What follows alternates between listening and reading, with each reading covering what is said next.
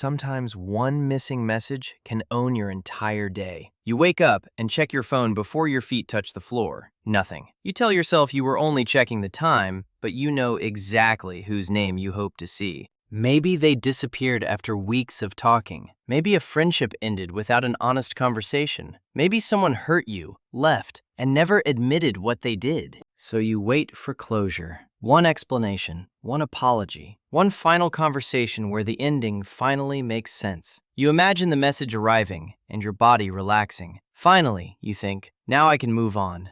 I know that waiting room. I have sat there with my phone face up beside me, pretending to work, while part of my attention listened for one specific notification. I rehearsed calm questions. I wrote messages and deleted them. I imagined the other person returning with perfect honesty and saying exactly what I needed to hear. And because that conversation still felt possible, I kept emotional space reserved for it. I called that hope. But often, it was my refusal to accept an ending I did not choose.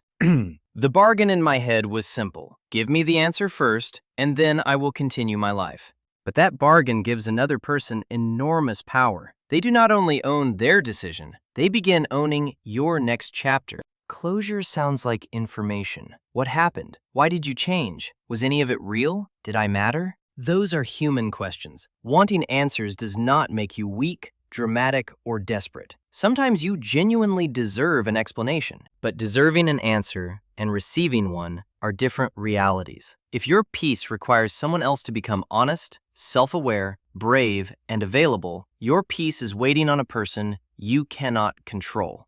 And even when an explanation comes, it may not do what you imagined. They may give a vague reason. You ask what it means, they explain their intention, but now you need to know why they hid it. They apologize, but the apology feels too small. They answer one question and accidentally create 3 more. You finally hear their side, then spend another week deciding whether you believe it. The perfect explanation is attractive because it promises to remove uncertainty without requiring acceptance. It promises that one sentence can make the ending fair, logical, and painless. But some endings remain unfair after you understand them. Some choices still hurt after you learn the motive. Some apologies arrive after trust has already changed.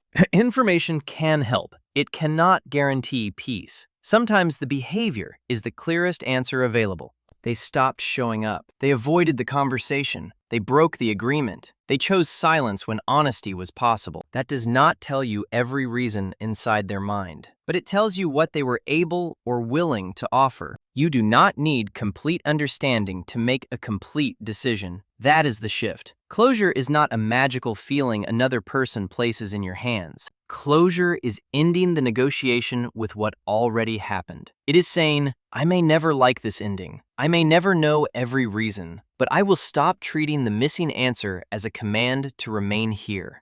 This does not mean pretending it did not matter. It does not mean forgiving someone who has not earned access to you. It does not mean reopening a door, becoming friends, or approving of what happened.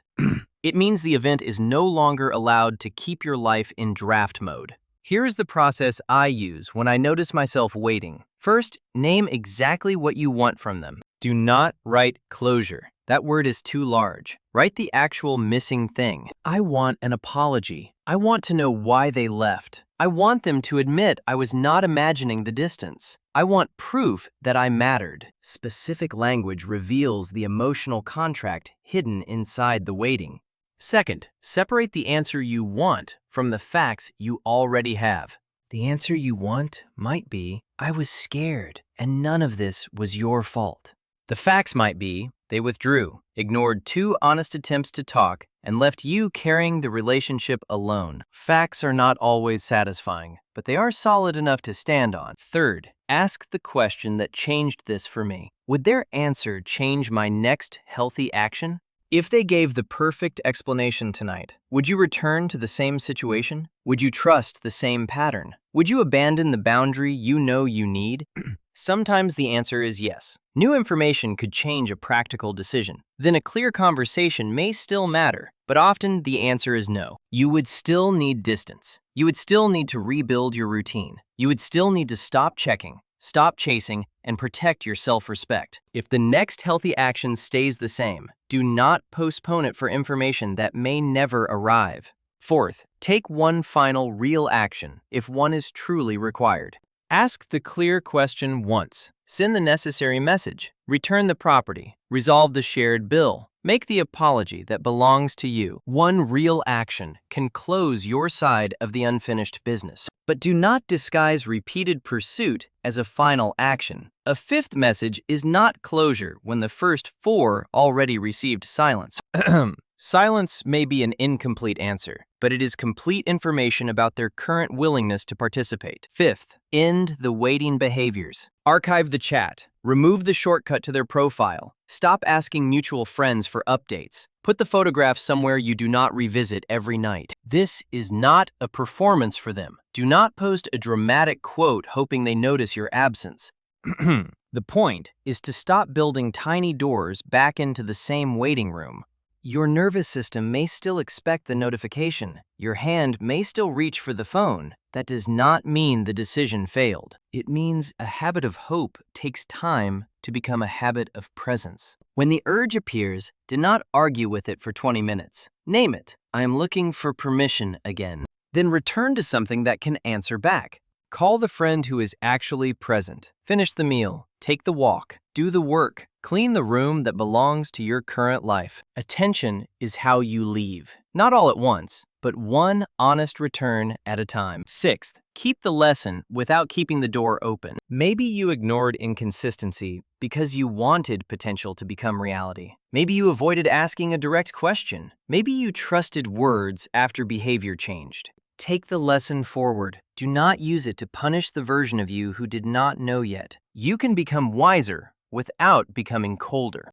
And you can create closure while still feeling sad. A decision can be complete before the emotion is finished. Grief does not prove you chose wrong. Missing someone does not mean you should resume waiting. There are exceptions. If safety, money, work, children, property, or legal responsibilities are involved, practical resolution may require documentation, support, or professional guidance. Closure is not an excuse to ignore responsibilities or danger, but emotionally, you still do not have to make peace dependent on the other person's transformation. Maybe they will contact you one day. Maybe they will finally explain. You can decide what to do with that information when it exists. You do not need to keep today's life empty to prove the door was once important. The hardest part is accepting that you may never receive the scene your mind keeps writing. No perfect apology. No confession. No moment where they finally understand your pain exactly. That loss is real. Mourn the conversation you deserved and did not get. Then notice what is still here. Your time, your attention, your standards, your next decision, and people who do not make care feel like a mystery. Closure begins when you stop asking the absent person to authorize your return to those things. You are not saying the ending was acceptable. You are saying it is no longer negotiable. You are not erasing the past. You are removing it from the position of manager. So if you are waiting for one message, one apology, or one explanation, ask yourself what your life has been forced to postpone. Then take one postponed thing back today. Archive the chat. Make the plan. Start the work. Accept the invitation. Sleep without placing the phone beside your face. Let the facts be enough for the next decision, even if they are not enough for every question. You may never get the answer, but you can stop living like the answer owns you. Close your side of the door, cut the noise, return to your life.